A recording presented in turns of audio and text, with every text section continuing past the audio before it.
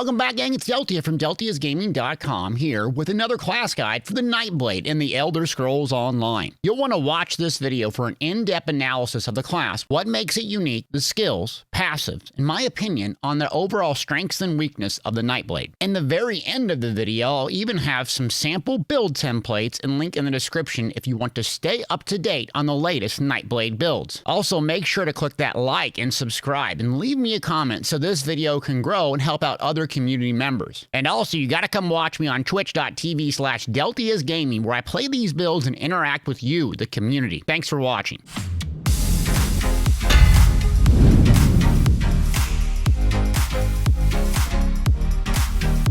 What do you need to know about the Nightblade class in the Elder Scrolls Online? Well, think of the Nightblade as your typical rogue, stealth, assassin character from any other RPG. You are one of the hardest hitting on the battlefield, have a unique stealth mechanic, and excel at all things damage. This class is a perfect fit for people that love high damage loadouts, glass cannon, and want to excel at endgame PvE or PvP DPS. The Nightblade class passives give it unique advantage over all other classes for resource sustain, critical damage, ultimate generation, and big time burst. The downside of the Nightblade is this: it lacks outside of the damage dealing role. Your tanking and healing skills are a bit limited within your class kit, and you'll need to look on outside skill lines to excel at these roles. Sure, the Nightblade can tank and heal, but in comparison to the Dragonite tank or a Warden healer, they're lacking at endgame. You'll want to play a Nightblade if you like the rogue, assassin class from other RPGs and MMOs. So if I were to rank the Nightblade in various aspects of Elder Scrolls Online, here's how I'd break it down. PvP as a stamina user, A tier. Stam Blades remain one of the best overall 1vx classes, meaning solo. It has high burst, great resource sustain, escapability, and movement. However, it can be a struggle without a lot of practice and skill at the game. The reason it's not S tier is the higher and more competitive big group fights, the less Nightblade becomes impactful. Moreover, it currently lacks the insane burst healing that the Templar and the Dragonite contain. But if you like playing solo, this or a Magic Sork, in my opinion, are the absolute best. What about PvP on a Magic Nightblade? I'd rate this B tier. Magblade is pigeonholed in PvP into two specific playstyles: massive big AoE bomber or single target killer. The AoE bomber, meaning killing tons of people, requires an enormous amount of time, skill, and sometimes luck. Plus, the Magic Necro, in my opinion, can do this better and does not even require stealth. The single target killer role is okay, but it's not nearly as good as a Stamblade. It's a very niche playstyle and currently is my absolute least favorite to play in the entirety of ESO. But what's not my least favorite to play, and that's PvE DPS as a Stam Nightblade, and I'd rank this as A tier. The Stamblade in PvE remains my favorite stamina-based damage dealer. It's not too complicated, it's super fun to play, very survivable, and hits like an absolute hammer. It doesn't parse or perform as high as other magic builds due to the nature of the game, but it's just so fun. You can play the class with the bow, with the two-hander, with the dual wield, and be effective at all. If you like variety in your damage loadout, Stamina Nightblade is a great choice for beginners or even endgame. What about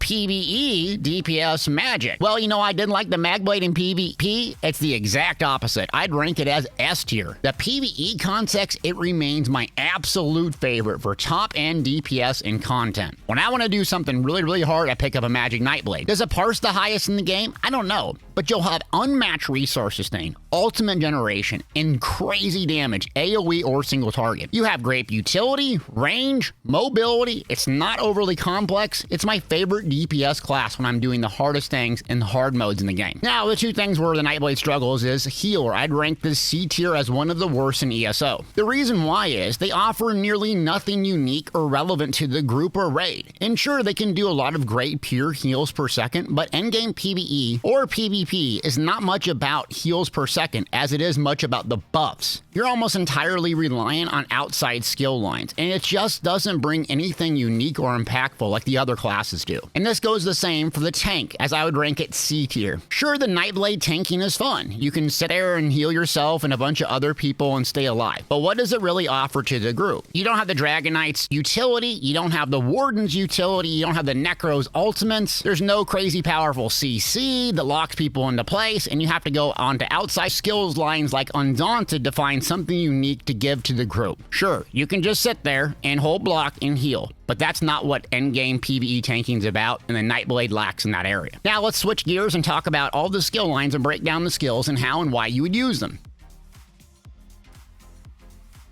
The Assassination skill line is up. Consider this your damage skill line and one of the strongest in the game with active and passive abilities that wow in the DPS department. The number one skill up is Deathstroke. This is your base morph, and this ability acts like a low-cost burst ult tool both in PvE and PvP. You'll get passives for slotting and a massive boost in DPS for a short time, and it doesn't cost that much. You're going to have two really powerful morphs to choose from. One, Incapacitating Strikes. Converts it to a disease damage ability, and you can also get a stun from this if you have 120 more ultimate. The big upside for Incap is it's still single target, but you get some resource sustain back doing light and heavy attack weaving. This class is centered on doing light and heavy attack weaving. We'll find out more why later. You can also use it to gank people. You hold down a fully charged heavy attack from stealth, hit it Incap, stuns them, and you can almost one-shot someone. The other morph is Soul Harvest. This is for a magic Nightblade typically. It has something unique entirely to Elder Scrolls Online. While slotted, anytime you kill an enemy, you gain 10 ultimate. That's insane. This is what I'm talking about, the craziest ult generation in the entire game. You combine this with the Fighters Guild passive Banish the Wicked by slotting a Fighters Guild ability in your front bar, and you'll gain even more ultimate, meaning you'll be able to roll ultimates back to back to back. It's absolutely insane. Now we have our active skills, and Assassin's Blade is your base morph, and it acts as an execute. So executes, if you don't know, you start to use it right around 25% health or lower throughout the boss fights. And you have two morphs to pick from. One is Killer's Blade. This is typically your stamina-based morph since it deals disease damage. It also does a little bit of healing, which is really nice. The problem is the two-handed Executioner is so much more powerful because it scales up to 400%.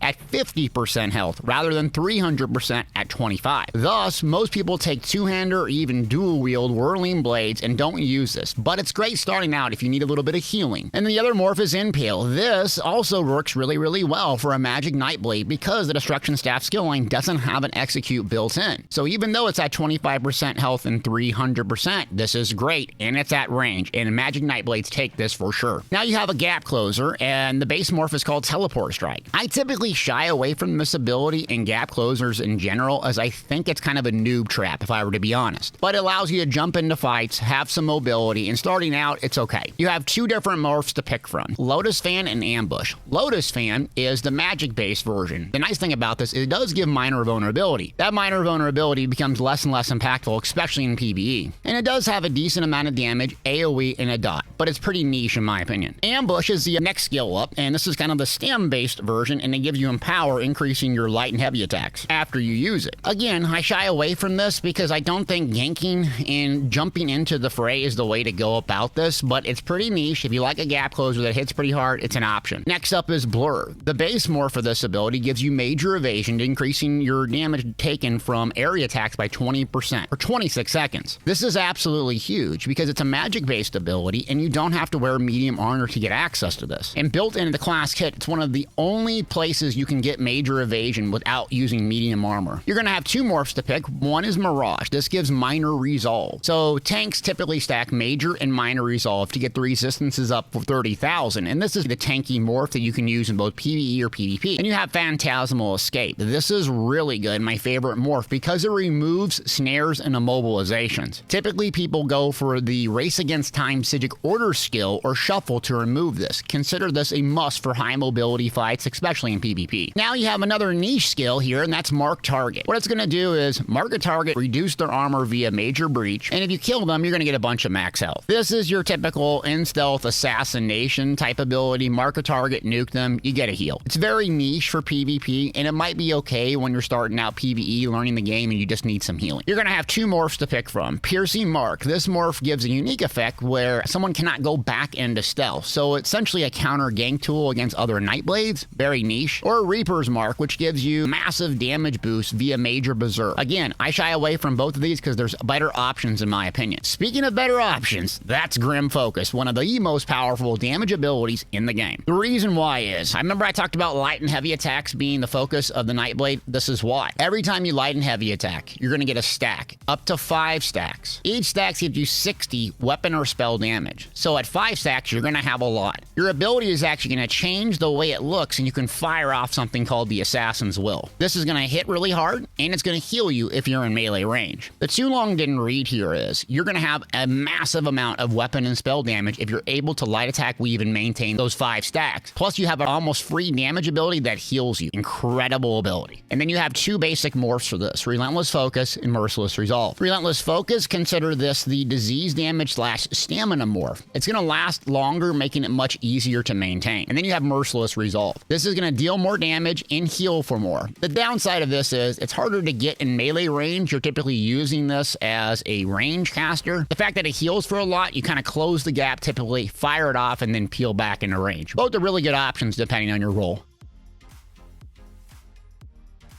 Now we're going to talk about the passives, and the first one up is what makes the Nightblade so unique, Master Assassin. Increase your physical and spell penetration against enemies you are flanking. What this does is rewire your brain to get to the back or the side of opponents, both in PvE and PvP. You get to the flank, you're going to hit harder. Before this was made or before this was changed, the Nightblade really didn't feel like a rogue. You had no incentive to get behind. Now you do, so start focusing on that. And then you have a couple other ones here. Executioner, you're going to get resources back when something dies. Crazy resource sustain here. Pressure points going to increase your weapon and spell critical by slotting the ability. Thus, you set up your bar for a very specific reason due to this passive. And Hemorrhage, increase your crit damage by 10%. And dealing crit damage gives you and your group mates minor savagery, increasing weapon critical rating. So this is what you bring uniquely to the raid or to the party. A little bit increased critical for your party, weapon critical. It's the minor buff that makes your class unique. Not to mention increased crit damage of 10% makes you hit very, very hard.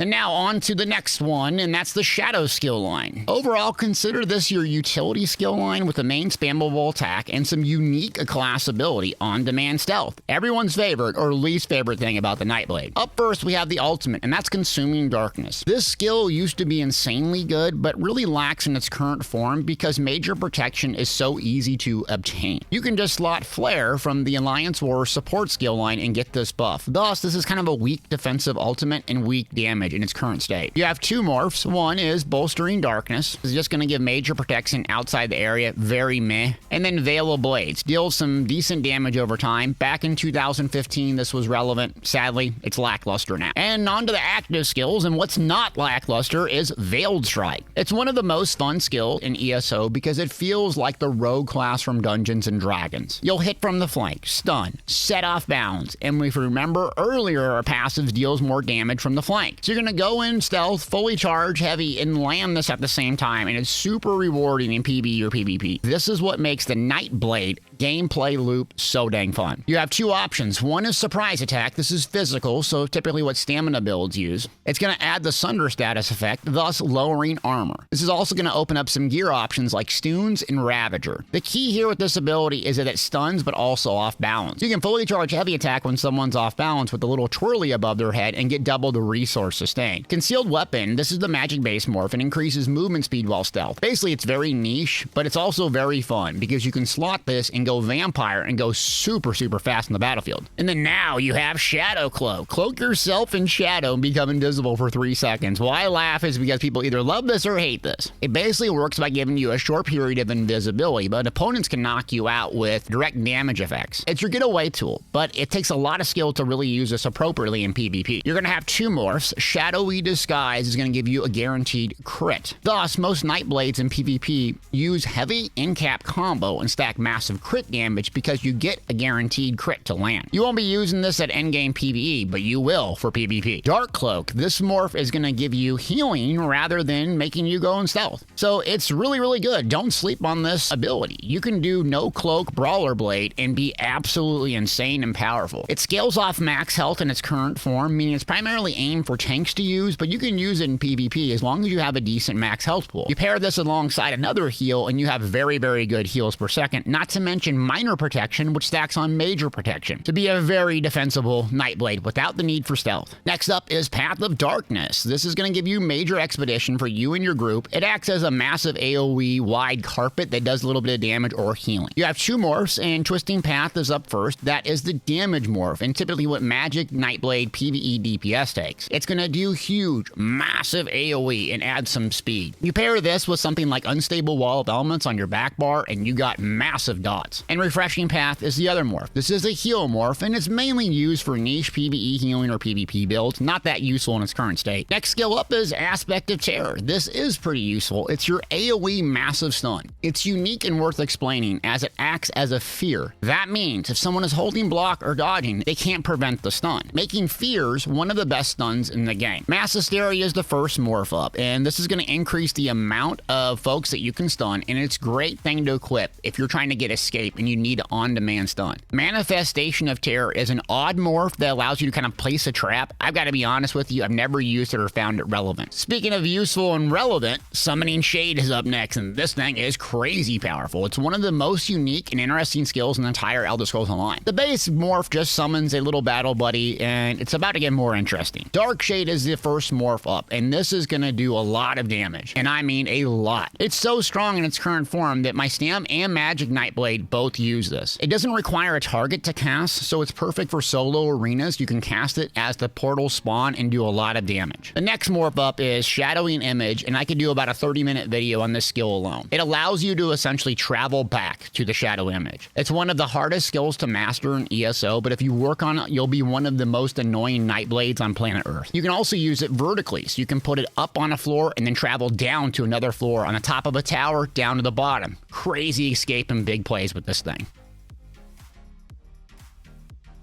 Now the passives and Refreshing Shadow, increasing your health, stamina, and magic recovery by 15%. This is insane resource recovery, and you don't have to slot anything. You don't have to do anything to keep this active. Shadow Barrier is up next, giving you Major Resolve when you use a Shadow ability. This is why Cloak, in conjunction with this, is so powerful. And Dark Veil is going to increase the duration of your non-invisibility-based Shadow abilities by 2 seconds.